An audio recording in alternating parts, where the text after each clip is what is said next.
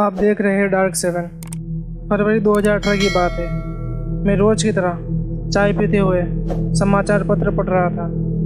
तभी एक खबर पर मेरी निगाहें पड़ी कि लखनऊ से हरिद्वार के लिए सीधी बस सेवा शुरू हो चुकी है। ये खबर पढ़कर मेरी खुशी का कोई ठिकाना नहीं रहा। मैं बहुत दिनों से हरिद्वार जाने का सोच रहा था और ये खबर देखकर मुझे पक्का यकीन हो गया था कि अब मेरी इच्छा पूरी होने वाली है।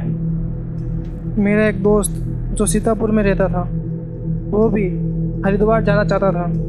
मैंने उससे बात की और आने वाले शनिवार को हरिद्वार जाने का प्रोग्राम बना दिया। हमने ऑनलाइन टिकट और होटल बुक करा दिया था। अगले शनिवार को मैं ठीक टाइम पर चारबाग बस स्टॉप पहुंच गया था। बस का नंबर देखकर बस में बैठ गया। उस समय तक बस में कोई भी यात्री नहीं था, सिर्फ मैं अकेला ही था। मेरा दोस्त भी सीतापुर में मिलने वाला था। यात्रा की तैयारी के कारण मैं पिछली रात ठीक से सो नहीं पाया था। आखिरकार बस में बैठे बैठे मुझे नींद आ गई। रात के 8 बजे जब मेरी आंखें खुली तो बस सीतापुर से काफ़ी आगे निकल चुकी थी। बस की सारी सीटें भर चुकी थी। मेरा दोस्त भी अपनी सीट पर बैठा हुआ था, लेकिन पूरी बस में अजीब सा सन्नाटा छाया हुआ था। बस में चलने वाली टीवी भी बंद थी।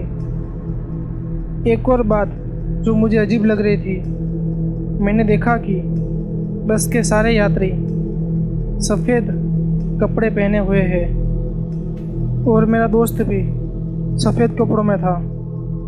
मैंने उसे इशारा किया लेकिन वो कुछ नहीं बोला और मुझे बस घूरने लगा। उसका व्यवहार मुझे कुछ समझ नहीं आ रहा था। मैंने बस के ड्राइवर को टीवी चालू करने के लिए कहा, लेकिन उसने कोई जवाब नहीं दिया।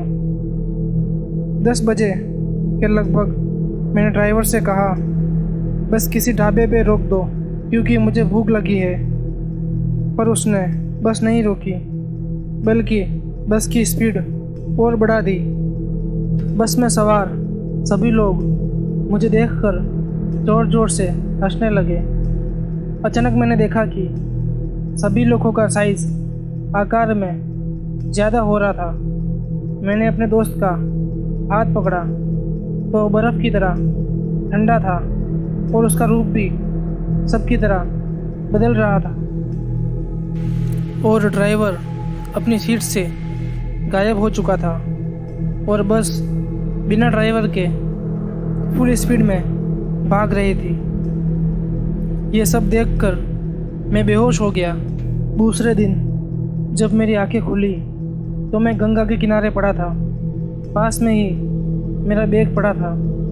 कुछ पुलिस वाले मुझे घेर कर खड़े थे।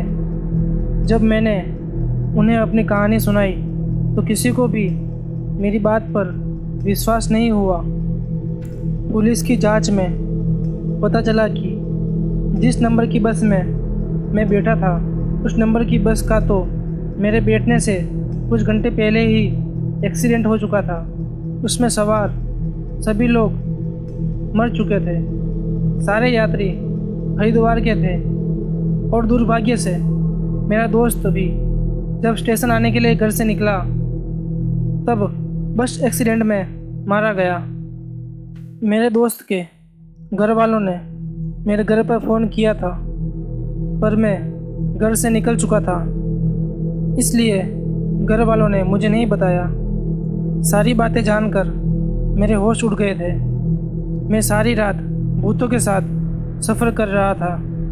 यह सोचकर मैं फिर से बेहोश हो गया और काफ़ी दिन तक अस्पताल में भर्ती रहा। अगर यह कहानी आपको अच्छी लगी हो तो वीडियो को लाइक करें और चैनल को सब्सक्राइब करें।